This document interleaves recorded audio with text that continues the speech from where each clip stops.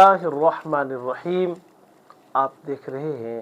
Programme دین آسان اور آپ کی خدمت میں حاضر ڈاکٹر محمد ارشد علی بلوچ۔ ہم بات کر رہے ہیں محرم الحرام کے مختلف ایام کے حوالے سے۔ جب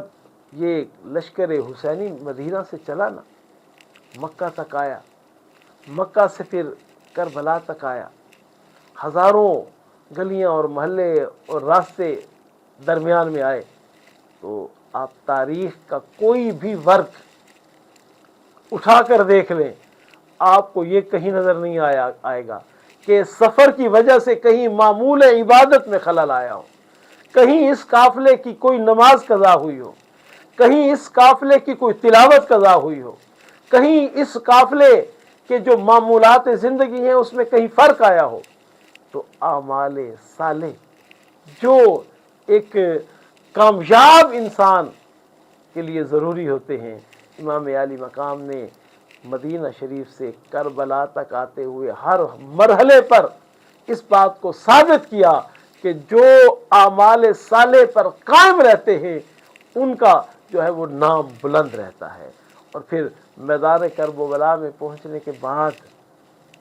پھر جو حق اور صبر کے جو اوصاف ہیں، امام عالی مقام نے ان اوصاف کی بھی عملی تصویر پیش کی کہ جتنی آزمائشیں، جتنا ظلم دوسری طرف سے ہوا، ادھر سے حق کی صدا اتنی ہی زیادہ بلند ہوتی رہی۔ جتنا زیادہ ظلم بڑھتا رہا اتنا زیادہ حوصلے بڑھتے رہے، جتنا زیادہ آزمائشیں بڑھتی رہیں اتنا زیادہ صبر بڑھتا رہا۔ تو امام عالی مقام گویا میدان کرب و بلا میں سورہ عصر کی جو ہے وہ مکمل تفسیر نظر آتے ہیں۔ اور حق پر قائم رہنا، اس قدر آپ نے اس کا ایک عملی اور مثالی نمونہ پیش کیا کہ آپ نے ظالم کی حمایت نہیں کی، کیونکہ قرآن کا پیغام یہ ہے اور حق کا تقاضا یہ ہے وَتَعَاوَنُوا عَلَى الْبِرِّ وَالتَّقْوَىٰ کہ ایک دوسرے سے بھلائی کے کاموں میں، نیکی کے کاموں میں تعاون کرو۔ کسی کا ساتھ دینا ہے تو نیکی کے کام میں دو، بھلائی کے کام میں ساتھ دو۔ اگر نیکی اور بھلائی کا کام نہیں ہے تو پھر منع کیا گیا ہے کہ پھر ایسے کاموں میں آپ کسی کے ساتھ تعاون نہ کرو۔ تو امام عالی مقام کا یہ میدان کرب و بلا تک آنا قرآن کی ہی آیات کی تفسیر کا ایک عملی نمونہ تھا کہ آپ نے باطل کے آگے کلمہ حق کو بلند کیا، باطل کا ساتھ نہ دیا۔ باطل نے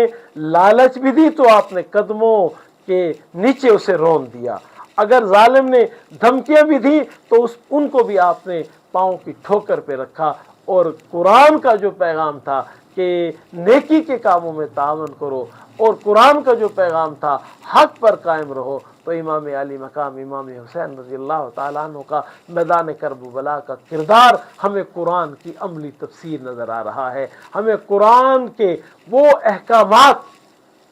جن کو شاید عام طور پہ سمجھنا اور سمجھانا اتنا آسان نہیں تھا، کیونکہ نبی علیہ الصلوۃ والسلام نے فرمایا تھا نا کہ الحسین منی وانا من الحسین، کہ میں حسین سے ہوں، حسین مجھ سے ہے۔ اب اس بات کی بھی عملی تفسیر ہمیں میدان کرب و بلا میں نظر آتی ہے۔ لوگوں کو یہ سوال جو ہے وہ تنگ کرتا تھا کہ نبی پاک نے جو فرمایا کہ میں حسین سے ہوں، حسین مجھ سے ہے، حسین تو آپ کی اولاد سے ہے، لیکن نبی پاک صلی اللہ علیہ وسلم نے یہ کیوں فرمایا کہ میں بھی حسین سے ہوں؟ تو میدان کرب و بلا میں پتہ یہ چلا جب کفر، ظلم، اسلام کے شاعر کو اور نبی پاک کی شریعت کو مٹانا چاہتا تھا، تو امام عالی مقام نے کوہ استقامت بن کے وَتَعَاوَنُوا عَلَى الْبِرِّ وَالتَّقْوَىٰ کے اصول پہ عمل کر کے، وَتَوَاصَوْا بِالْحَقِّ وَتَوَاصَوْا بِالصَّبْرِ کے اصول پہ عمل کر کے، اِنَّ اللَّهَ مَعَ الصَّابِرِينَ پہ عمل کرتے ہوئے جب دین اسلام کی سر بلندی کے لیے اپنا سب کچھ قربان کر دیا، تو پھر یہ بات سمجھ آئی کہ واقعی حسین نبی کی آل سے تھے اور نبی کا دین اب حسین کی وجہ سے باقی ہے۔ تو یہ میدان کرب و بلا میں ہمیں قرآن کی عملی تفسیریں نظر آتی ہیں۔ تو اگر ہم بھی اپنی زندگیوں میں یہ انقلاب برپا کریں کہ قرآن کے احکامات کو اہل بیت اطہار کی سیرت کے مطابق عمل پیرا ہونے کی اس پر اگر ہم کوشش کریں تو یقیناً ہماری دنیا اور آخرت سنور سکتی ہے، اور ہمارے لیے اللہ کی جو ہے وہ رحمتیں، اللہ کے انعامات اور اخروی جو